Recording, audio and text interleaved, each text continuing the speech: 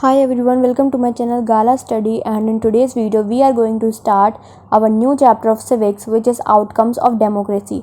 So without wasting any more time, let's start. सबसे पहले जानते हैं how do we assess democracies outcome, यानी कि डेमोक्रेसी के आउटकम्स को एसेस कैसे करें। जो डेमोक्रेसी होती है ना वो बेटर होती है कोई डिक्टेटरशिप या अदर अल्टरनेटिव से, क्योंकि ये प्रमोट करती है equality among citizen.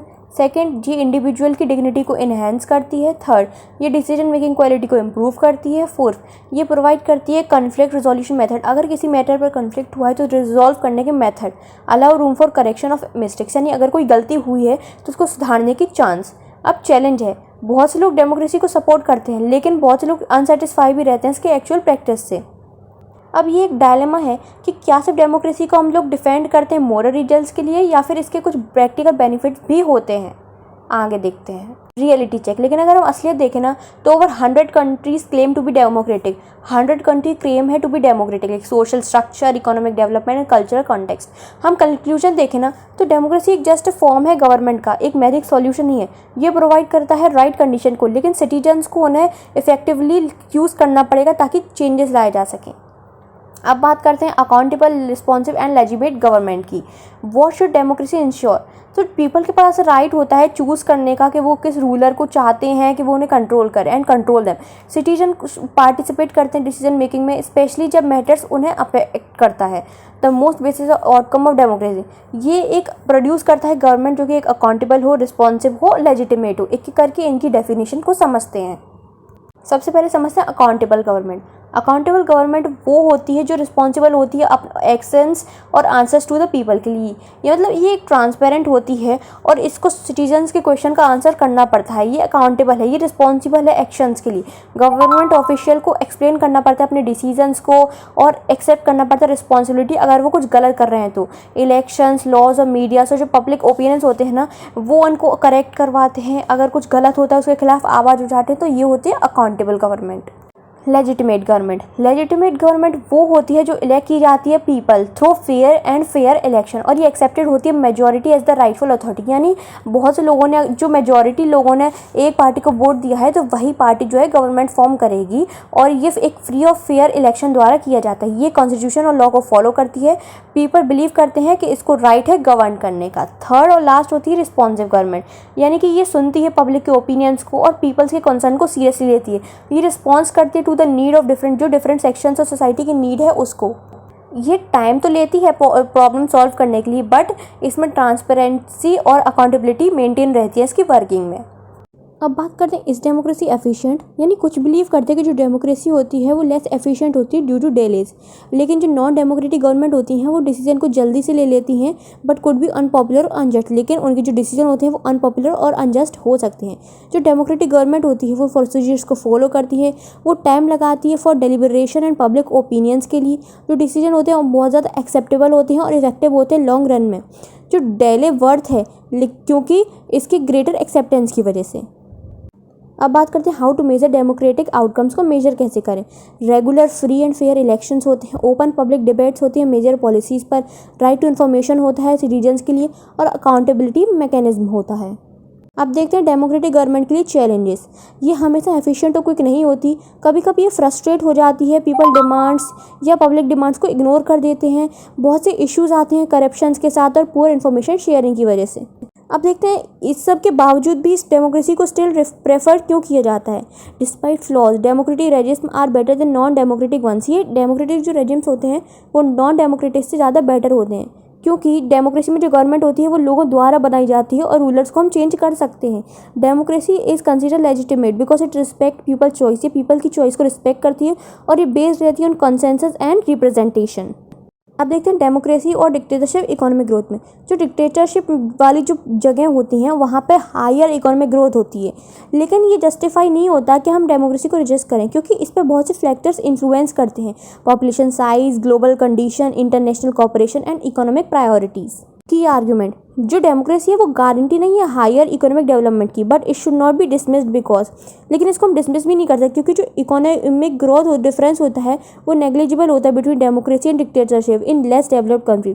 Democracy often several other positive outcomes, democracy के अदर पॉजिटिव आउटकम्स भी होते हैं जैसे कि political freedom, public participation and accountability. अब बात करते हैं इकोनॉमिक इनइक्वालिटी इन इंडिया। जो स्मॉल नंबर ऑफ पीपल होते हैं ना वो होल्ड करते हैं डिसअप्रोप्रिएट शेयर ऑफ वेल्थ, जो लार्ज नंबर ऑफ पीपल होते हैं और वो पॉवर्टी में रह जाते हैं। इसका ग्लोबल कॉन्टेक्स्ट ये है कि इनइक्वालिटी बहुत सी कंट्रीज़ में बहुत ज़्यादा ख़राब है, जैसे कि मोर देन जो हाफ ऑफ बांग्लादेश पॉपुलेशन है वो पॉवर्टी में रह रही है, और जो पुअर कंट्रीज रहती हैं वो डिपेंड रहती हैं निच नेशंस पे ताकि वो फूड और रिसोर्सेज के लिए। Accommodation of social diversity, democracy and social harmony, जो डेमोक्रेसी है वो हेल्प करती है मैनेज और अकोमोडेट करने में difference among citizen. Peaceful conflict resolution, democracy use करती है नेगोशिएशन का और डिस्कस करती है इंस्टीड ऑफ वायलेंस, यानी वायलेंस की जगह वो डिस्कशन को यूज़ करती है, जैसे कि बेल्जियम जिसने सक्सेसफुली हैंडल किया एथिनिक डिफरेंस को, जो हमने फर्स्ट चैप्टर में पढ़ा था, जबकि श्रीलंका जो फेल हो गई थी अकोमोडेट करने में तमिल माइनॉरिटी को ड्यू टू मेजोरिटेरिज्म, उन्होंने मेजोरिटेरियनिज्म को अपनाया जिस वजह से सिविल वॉर हुई और बहुत सी प्रॉब्लम फेस करनी पड़ी। अब देखते हैं 2 की condition for diversity accommodation. Democracy is not just majority rule, democracy का मतलब ये नहीं कि मेजोरिटी रूल, इसको प्रोटेक्ट करनी चाहिए माइनॉरिटी के राइट्स और व्यूज़ को। Second, majority must work with minority को माइनॉरिटी के साथ काम करना चाहिए, गवर्नमेंट को रिप्रेजेंट करना चाहिए general consensus not just majority opinion. Rule by majority versus rule by minority, जो रूल बाय मेजोरिटी है उसको टायरनी ऑफ मेजोरिटी नहीं बनना है, मतलब कि उसको रोटेट करते रहना है और रिप्रेजेंटेशन पीपल्स को भी रोटेट करते रहना है ओवर टाइम। अब बात करते हैं dignity of freedom of citizen in democracy, यानी कि डिग्निटी ऑफ फ्रीडम की बात सिटीजन्स की डेमोक्रेसी में। Core value of democracy superior होती है to other forms of government क्योंकि ये प्रमोट करती है डिग्निटी और फ्रीडम ऑफ इंडिविजुअल। हर जो इंडिविजुअल है वो डिज़ायर करता है रिस्पेक्ट, उसका मेन मोटिव होता है, डिज़ायर होता है रिस्पेक्ट। जो डेमोक्रेसी है वो बेस्ड है on the principle of respect and individual freedom. Equality in democratic society, democracy recognise the equality of all individual through this may vary in practice, यानी कि जो डेमोक्रेसी होता है वो सभी लोगों के लिए समानता को मानता है, यानी कि सभी लोगों के लिए इक्वालिटी मानता है, लेकिन ये प्रैक्टिस में अलग अलग हो सकता है। बट जिन सोसाइटीज़ में बहुत टाइम से ही सबऑर्डिनेशन, डोमिनेशन जैसे कि पैट्रियार्की, कास्टिज्म चला आ रहा है, वहाँ पर इक्वालिटी को इम्प्लीमेंट करना, वहाँ पर इक्वालिटी को लागू करना थोड़ा मुश्किल होता है, थोड़ा सा हार्डर होता है। प्राचीन काल से ही जो मोस्ट सोसाइटीज़ थी वो मेल डोमिनेटेड थी, यानी कि मेल डोमिनेट करते थे। वुमेन्स के लॉन्ग स्ट्रगल्स के बाद उनको ग्रेटर अवेयरनेस और उनके राइट्स के लिए रिकॉग्नाइज किया गया। अगर एक बार रिस्पेक्ट और डिग्निटी एक्सेप्ट हो जाए प्रिंसिपल में तो आसान रहता है हम इनइक्वालिटी के खिलाफ लड़ सकें। कास्ट बेस्ड इनइक्वालिटी, इंडिया में जो डेमोक्रेसी है उसने स्ट्रेंथन किया है claims of disadvantages caste for equal status and opportunity. Caste based related problem अभी भी होती हैं, लेकिन जो लीगल और मोरल ग्राउंड है वो अब आ चुके हैं कि वो उनको अपोज कर सकें। इम्पॉर्टेंस ऑफ रिकॉग्निशन, यानी कि मान्यताओं की importance. Recognition of dignity make ordinary citizen value their democratic rights more, यानी कि जब वो डिग्निटी की मान्यताएं देने लगते हैं तो वो ऑर्डिनरी सिटीजन्स को और ज़्यादा वैल्यू कर देता है कि वो अपने डेमोक्रेटिक राइट्स को और ज़्यादा वैल्यू करें। पीपल डेवलप करने लगते हैं expectation from democracy just become criteria to जज its performance. Critical thinking and public voice, एक की स्ट्रेंथ ऑफ डेमोक्रेसी ये है कि ये अलाउ करती पीपल को कि वो अपना डिससेटिस्फेक्शन, अगर उन्हें किसी भी चीज़ से प्रॉब्लम है तो वो पब्लिकली एक्सप्रेस कर सकें। और जो कंप्लेंट्स होती हैं डेमोक्रेसी में ये दिखाती हैं कि पीपल कितने ज़्यादा अवेयर हैं और उन्हें बेटर डिमांड करने का अधिकार है। जब लोग पॉलिटिशियन से क्वेश्चंस पूछते हैं, उनको रिस्पॉन्सिबल ठहराते हैं, तो वो सिर्फ एक सिटीज़न नहीं है बल्कि वो एक जागरूक नागरिक बन जाते हैं, मतलब एक रिस्पॉन्सिबल सिटीज़न बन जाते हैं। तो यहाँ पर हमारा ये चैप्टर ख़त्म होता है। आई होप आपको समझ में आए हो। अगर आए हो तो वीडियो को लाइक, सब्सक्राइब और शेयर कर देना ताकि आने वाली वीडियो की नोटिफिकेशन को आप मिस ना कर सको। मिलते हैं अपनी नेक्स्ट वीडियो में, तब तक के लिए bye, take care, thanks for watching.